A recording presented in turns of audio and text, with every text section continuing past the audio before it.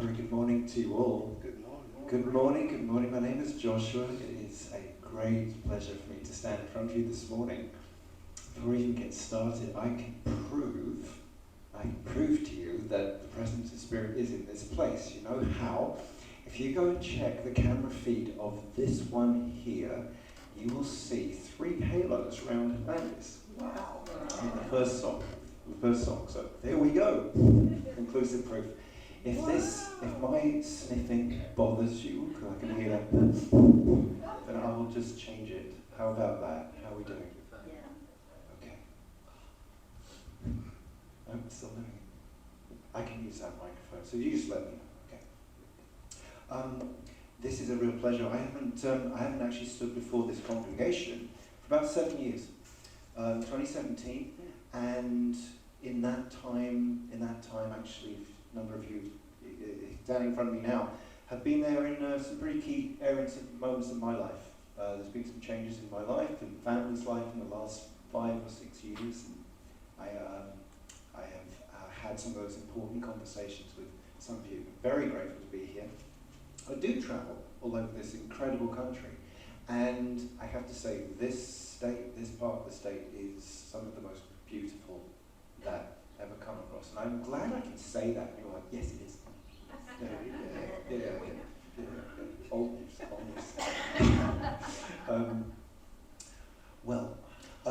What I wish to speak to you about this morning, I've given it the title, If Not Now, Then When? If Not You, Then Who?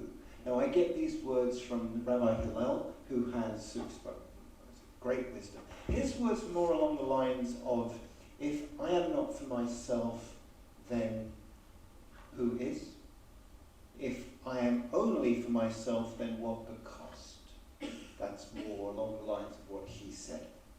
What I want to get into today. Now, it's an interesting set of words, all of that, because it inspires by its very nature self-reflection and question, without actually explaining anything. Which I feel it really deserves some unpacking, because, you know, I grew up in the 80s, I'm a little older than I look. I grew up in the 80s, and back then, you know, if we were afraid of something, paranoid of something, it was thousands of miles away, or it was in decades' time, all these things that might happen. But now we've got this paranoia of things that could happen at any moment, or in the neighborhood, or at our dining room table. This is the paranoia we've got instilled in with us, and the existential dread that we're walking around with. To the point that our ability to navigate and course correct in the given moment through our general daily life needs to get a bit better. Just so that we're a little happy. Okay? Just so that we're a little happier. And I think that's important. And so yes, of course, we're looking at things like appreciation, taking action, awareness of what our gifts are, and I guess also what our gifts are not, too. Are not. And so I want to take us through that and how we prioritize. I'm going to look at the who of the who, and I'm going to look at the when, and then I'm going to completely contradict everything I've said. Okay? We good? We're good. Okay, super. Well, actually, I'm going to start with a story, which I'm sure some of you have come across before. A gentleman called Robert Aubrey, and this was in the 1800s, around the time of the gold rush. So he set out there and actually found gold. Now, he came from Maine, so he covered it all up and went back to Maine and found some guys and got some equipment, went back and started digging and found gold. And then ran out of it. And did what anyone would do and keep digging. And keep digging. And keep digging. But there was no gold.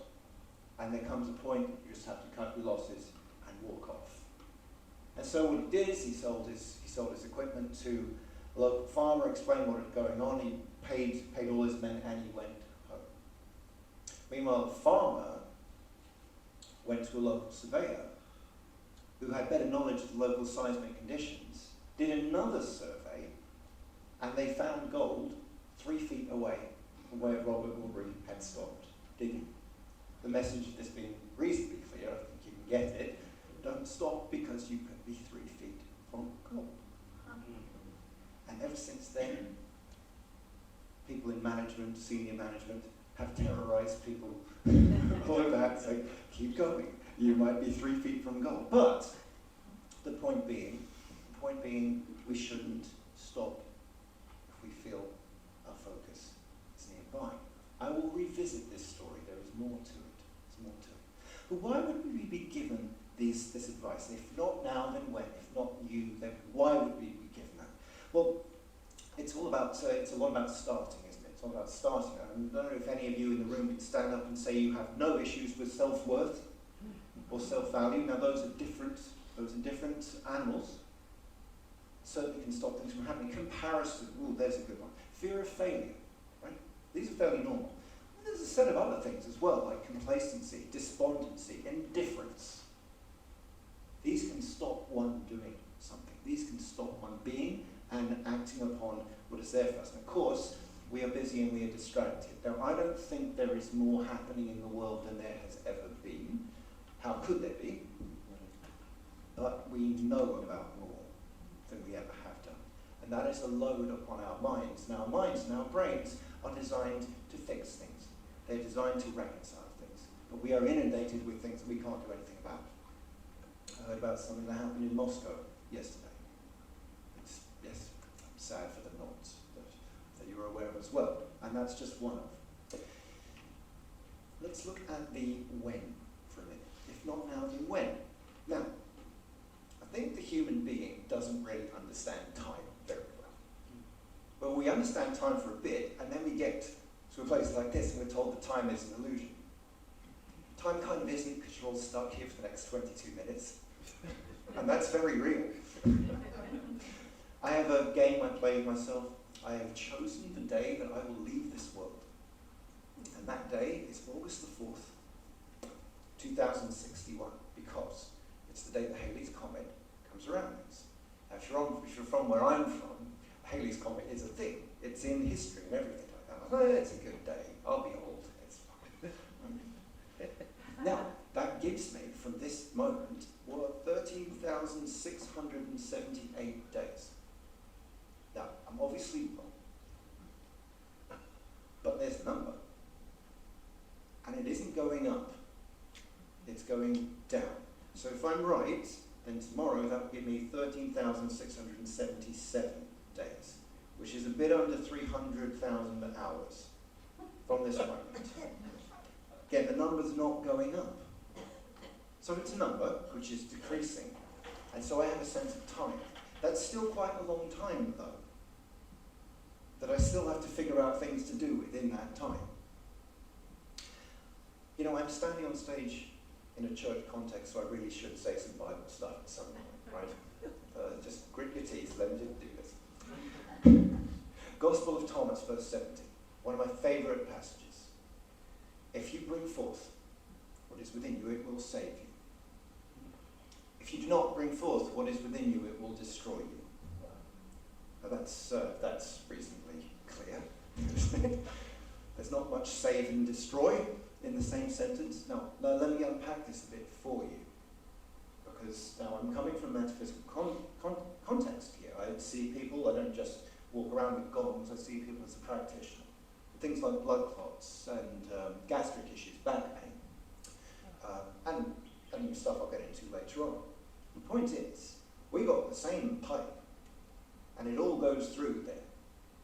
Your gifts, the blessings that have been bestowed on you, whether you think it or not, whether you are overtly expressing them, like Landis, or not, you got them. And if you do not use them, that energy is not supposed to stay in you. It's supposed to leave you in the form of something. Otherwise, it actually kind of turns against you. And the same, of course, goes for energy that you don't want in you. You know, grumpiness, anger, other people's stuff, because you're all empathic. Maybe you drive into some pockets of energy and you pick it up. That's got to leave you as well. And at this point, we're talking about the now and the today and this hour. It's said in Matthew 6:34, if I get this right, worry not about tomorrow, for tomorrow will take care of itself. And yes, tomorrow does take care of itself if you're taking care of it now. If you're looking after now, if not now, now, tomorrow surely will take care of itself. Or you will have the insights to take the actions to make sure that tomorrow will take care of itself. Things can happen at any time. A very dear friend of mine, she had a TIA, which is the precursor to a stroke, a couple of months ago. Life changed in a moment. She's had a miraculous recovery, just not to add any more worries to your minds. A miraculous recovery. And but for a day or two there, it was scary. It was scary. A lot of people were not prepared for her to not be here. And now, through the grace of God, they have plenty of time to prepare for that inevitability at some point when everyone's ready for it. The point is, you're needed now. Needed now. If there's one thing I hope to achieve from our time together this morning, it's to make you see that in your own perfect way, you're needed. Might work to make sure that's relevant. If not you, then who? Okay, so let's look at who you are for a minute. Some of you, I hope, are familiar with Matt Kahn. He's a speaker, an author, wonderful, wonderful gentleman. And he's known for saying words to the effect of, don't ask, what do I think? Ask, who is it in me that thinks? Do not ask, what do I say? Ask, who is it that speaks through me? Do not ask, what do I see? Ask, who is it in me that sees? Do not ask, what do I hear? Ask, who is it in me that hears? Okay? And at this point, you're getting before the thought. Because I could not show you any of your thoughts. I cannot show you any of your emotions. But I'm sure to you they are very, very real. The emotion is the expression of it. Because you can measure expression. You can MRI. You can look at the body systems. You can measure that. But that's not where it's originating. Who you are is not a physical thing. And you're like, yeah, I know that. I know. But come on. Who you are is not a physical thing. It's essence. Now this thing's going to get older, right? Actually, it kind of is getting older. My shoulder's a bit sore today. I'm walking around like this. But the body's going to get older. The spirit is not. And at some point, yes, the spirit will return to full connection. Maybe choose another body if you believe in that sort of thing. Okay? And then this uniqueness, something that I'm terrified of when I die. The only thing I'm worried about when I die is I'm going to meet all the people that I didn't show up for. All the people that I said I'd be there for, I'll meet them and they'll be like, you know why? Because we've all got our own filters of expression. So if we are sparks of the divine, there are a certain set of people, each of you, you've got your group, wherever they are, whoever they are, of course. Now, we can reach each other across the globe in seconds. And there are some people that are only going to receive from you. And for all that I'm up here doing all this and that right now, they won't receive from me. They're not to receive from me. They're to receive from you. A smile, a look, a word or two. Or whatever you have to give. Let's not forget volunteers, shall we? Something that's happened in between the last time I stood in front of some of you. I became a citizen, actually. I'm a citizen of this country now. That happened a couple of years ago.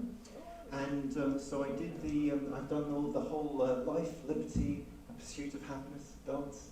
I'm familiar with things like butt cake now. And your fascination with pickles.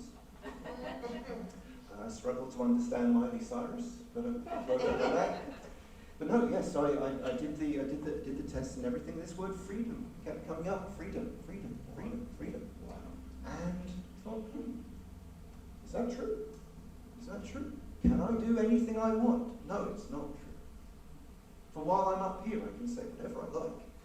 Take 3 little steps down and I'll be responsible for it, for the consequences of it. No, I'm not free in my actions. I'm free in my beingness. I'm free to be. Because I am just as you all are. I'm not free to do anything. I have 3 children. Tell you I'm not free to do much. But I'm free to be. My expression, to feel and be. And so, if not you, then who? We're talking about expression now. Right? What inhibits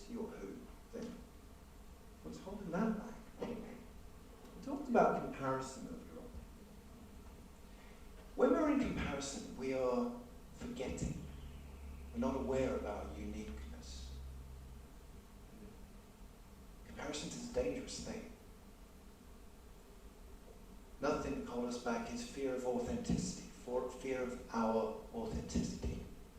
Like why? Or someone might attack us, physically or verbally, for us saying something or doing something that isn't our truth to do. We might hold back from that.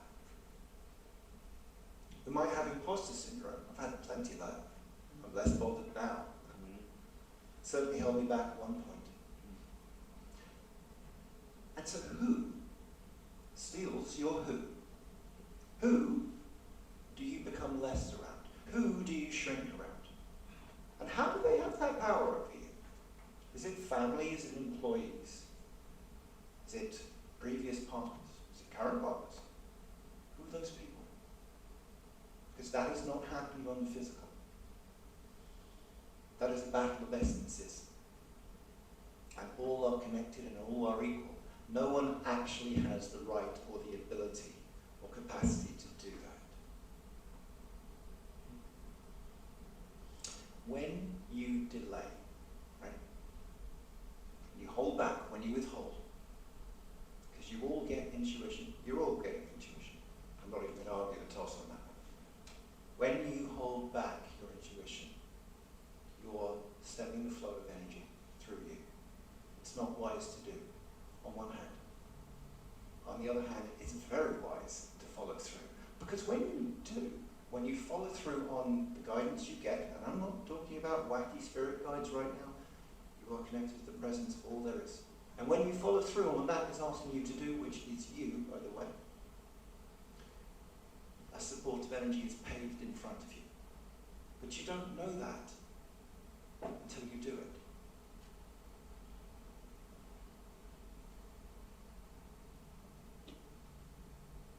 I'm going to talk for a minute, because I don't want to go on forever. We'll talk about how to take action here, okay? How to take action on, well, what is yours to do, right? What's yours to do? Not mine, but yours. What's yours to do?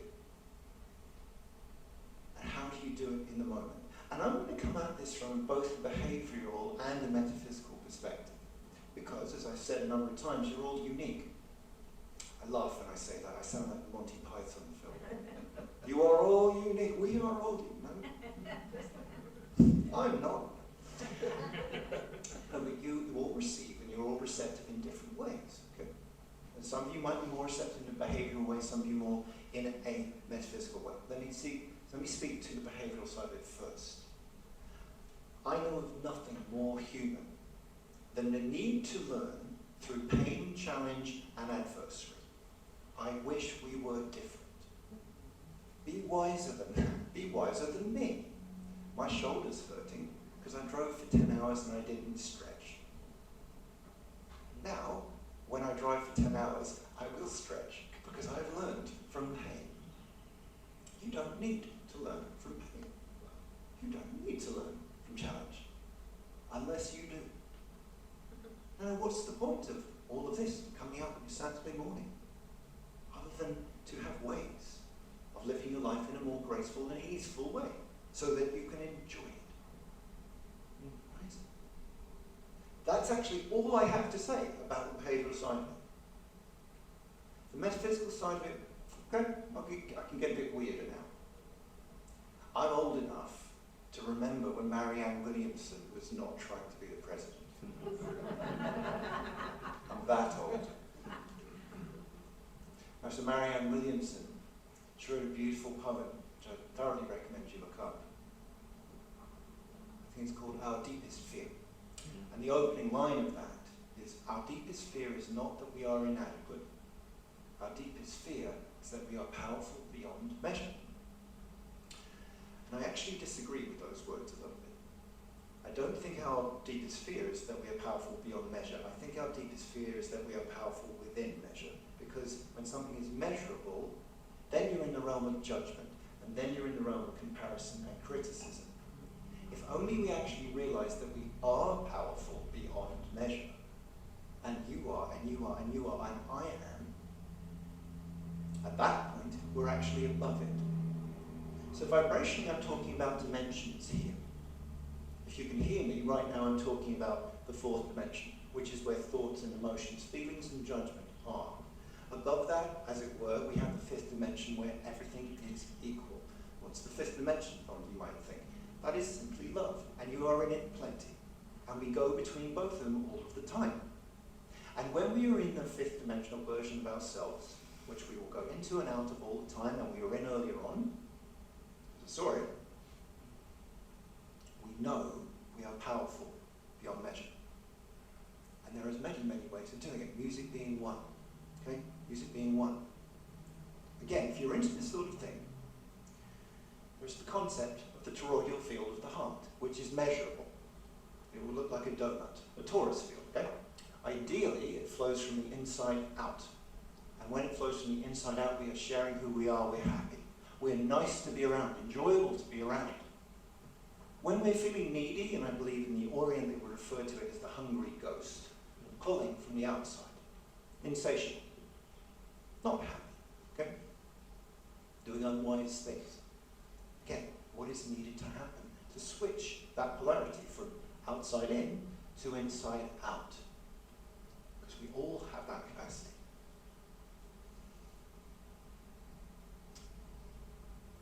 Let me revisit the 3 feet from gold story for a minute, because there's more to it.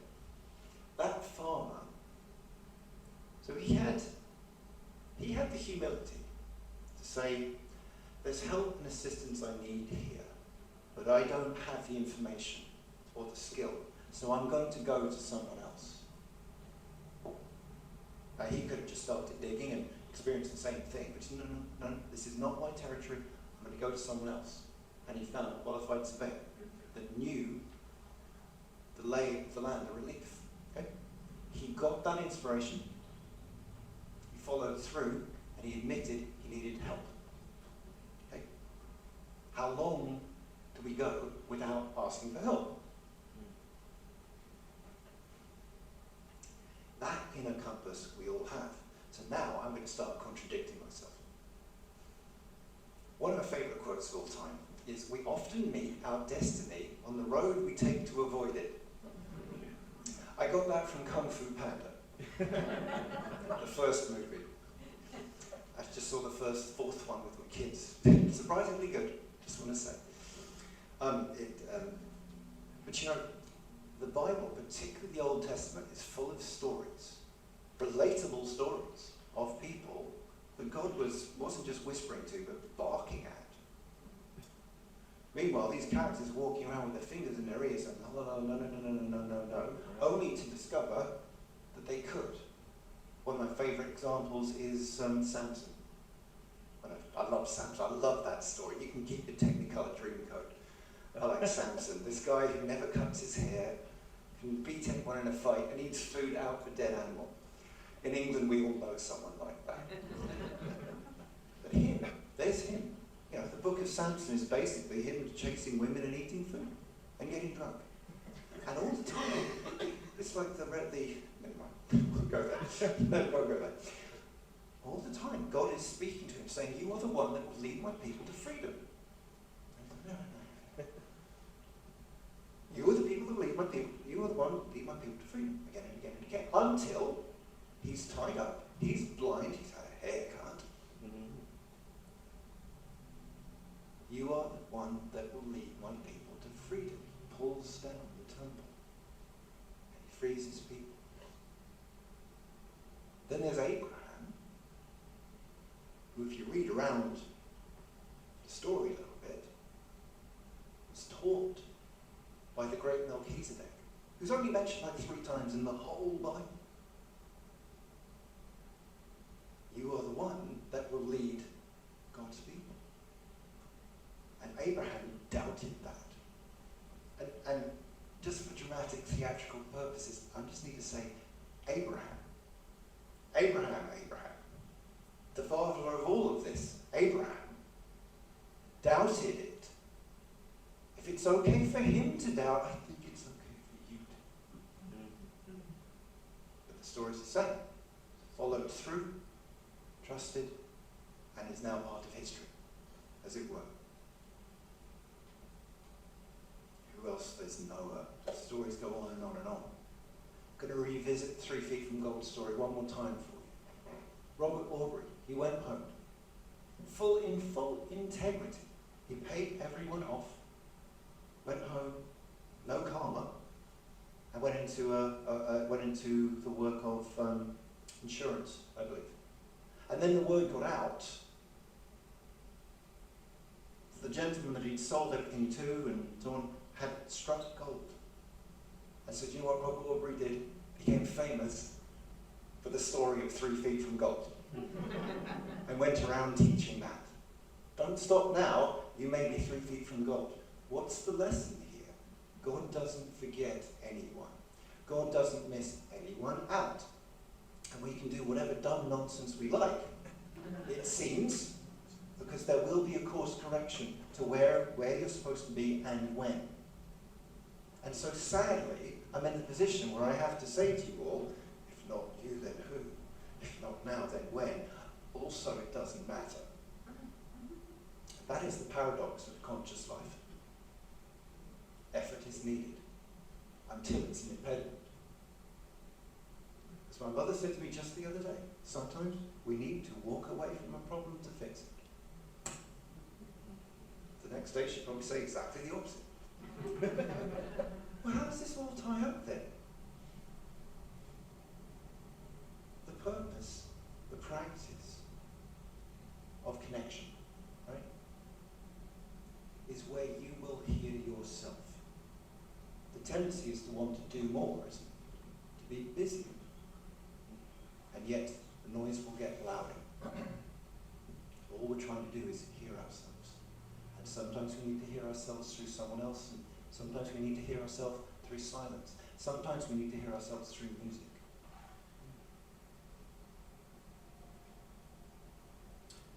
You are needed, despite what you think. You are valuable and worth it, despite how you feel about yourself. I would encourage you to do what you need to do to see yourself from another perspective. You might well be delighted. I'd like to take us into meditation now, and I'll cover this. I've got this. Yeah, I've got this. I'm going to work with the prayer of St. Francis, which is one of my favourite prayers, because it's about finding the middle point. If you think about balance, we're actually never really in balance. We're either going out of it or coming into it. And the prayer is, make me an instrument of your peace. I have here, this is a looping station. I'm going to sing into it. I'm going to create something that we can just be in. Okay? I'm working with the present moment. As I do this, this can go horribly wrong. But that's the present moment for you, isn't it? Switch microphones now, just a second. Just a second.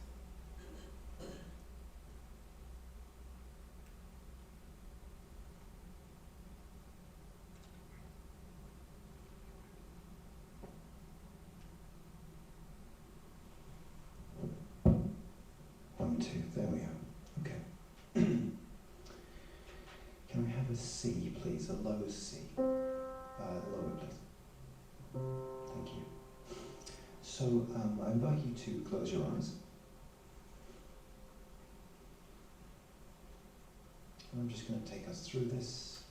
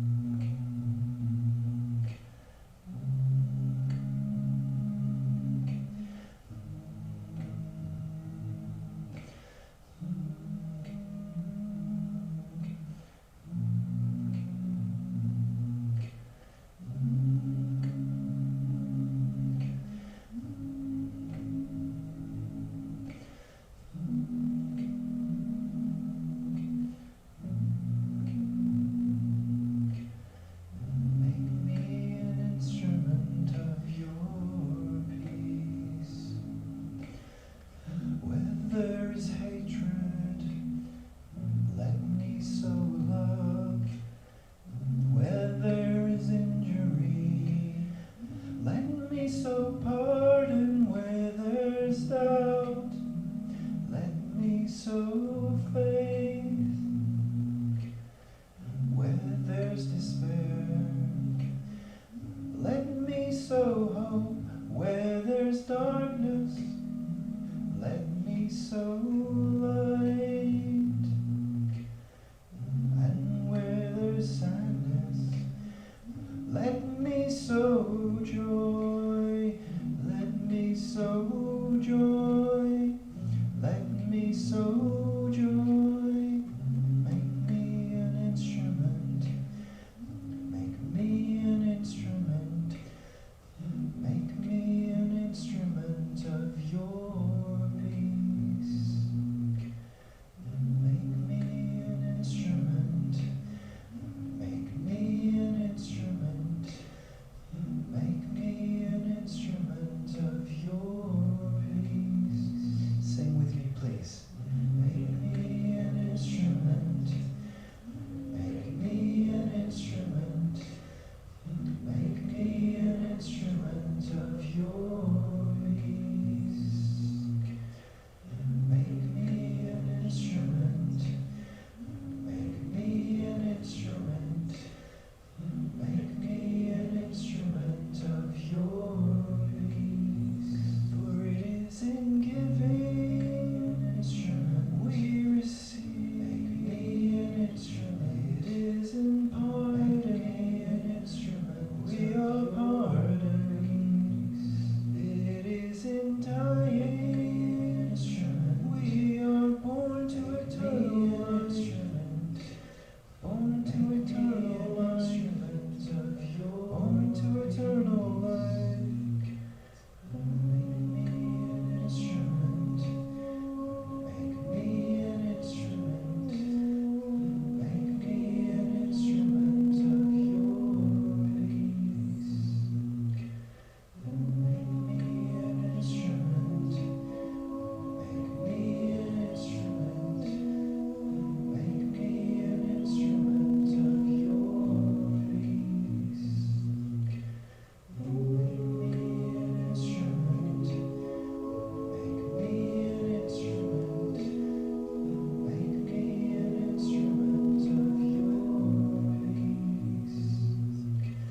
Make me an instrument. Make me an instrument. Make me an instrument of your peace. Make me an instrument. Make me an instrument. Make me an instrument of your peace. Make me an instrument. Make me an instrument. Make me an instrument of your peace. And in this moment, beloved Mother, Father, God, Goddess, we call to you through us, as us, and around us. Whether we feel connected or not, whether we feel we belong in our surrounding or not, we call to that which we know within us, our truth, your truth, the truth that no one can take from you, cannot be added to or diminished. And we say, make me an instrument of your light, your truth, your peace, your presence. May it come through my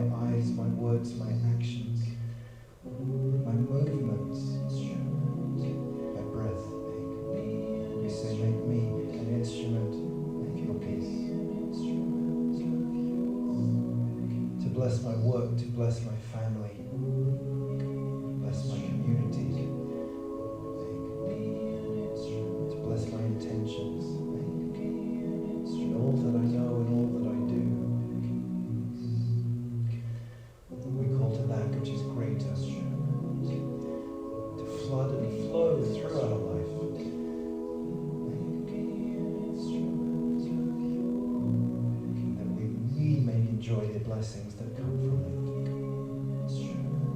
Bring your attention to your chest now, please. And we're breathing from our chest.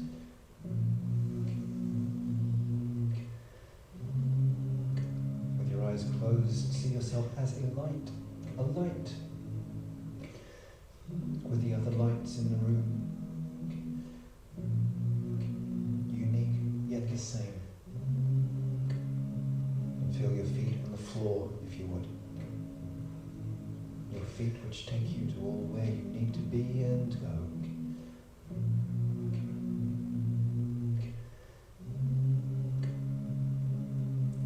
Let's take a moment of silence.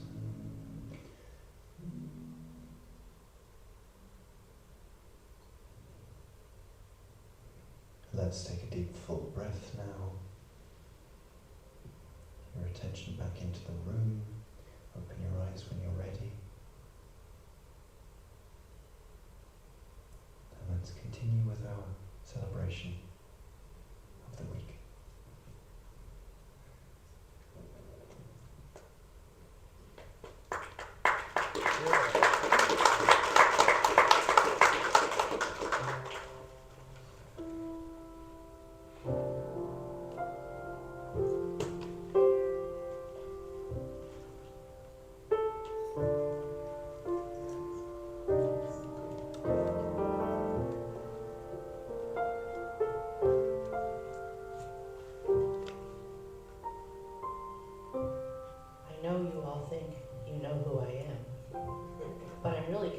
Right now. And we miss Kelly, wherever he is today. So, I am here this morning to make you an instrument of your generosity. And you heard it right here. It is in giving that you receive. And as you take out your financial gifts this morning, I want you to be very clear about the thoughts you hold in mind about this gift that you are about to give. I would love for you to think from the daily word, prosperous thoughts fill my mind and manifest in my life. And so as we take our love offering in our hand, do we have our affirmation? Thank you. Let's say it together. Divine love through me blesses and multiplies all that I can, all that I have, all that I give, and all that I receive. I receive in love, and I give in love, and I receive in abundance. May the ushers come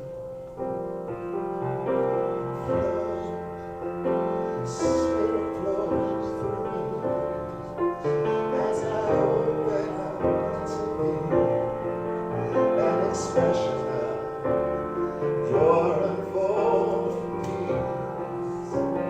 Show, Spirit, show through me as I open up to be an expression of your unfolding love.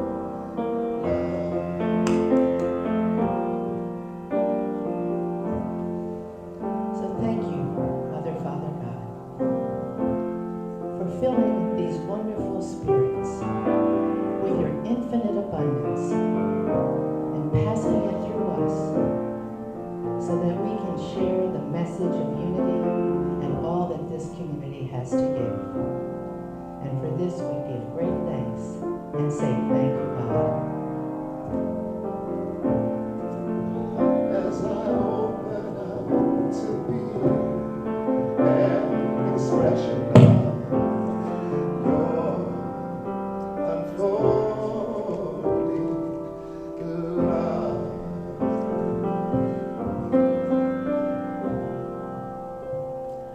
So we have a few announcements to share today. The first of all, thank you, Joshua. And he will be staying around today because at 1 o'clock he'll present a workshop called Sound, Alchemy, and Your Divine Blueprint. And this will be a deep healing and clearing experience that will also remove the blockages from your energy field. And at the end, he creates a very special soul song for all the people that are in the group. And if you'd like to come, just show up. Love offering suggested is $20, and I'll take that at the door when you come afterwards. But in the meantime, there's some wonderful food and fellowship to fill up your tummies so you're ready to go again at 1.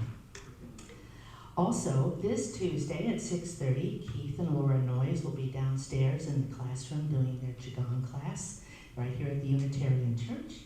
And next Saturday, we have our Easter celebration, and we have invited guest John Stringer. He is a life teacher, a speaker, a Billboard charting singer-songwriter, a healer, and an author with a passion for music, community, and the expansion through limitless love and light. He travels extensively through many Unity churches, playing at concerts and doing workshops and doing talks. And, I think he's really going to be a joy to be with next week. So I hope you will come, and don't hesitate to invite some family and friends to come with you. It's a wonderful celebration. So, again, we have a wonderful spread out in the fellowship area, so that if you'd like to come back at 1 for the workshop, you'll be well fed. But for right now, let's stand and share the peace song.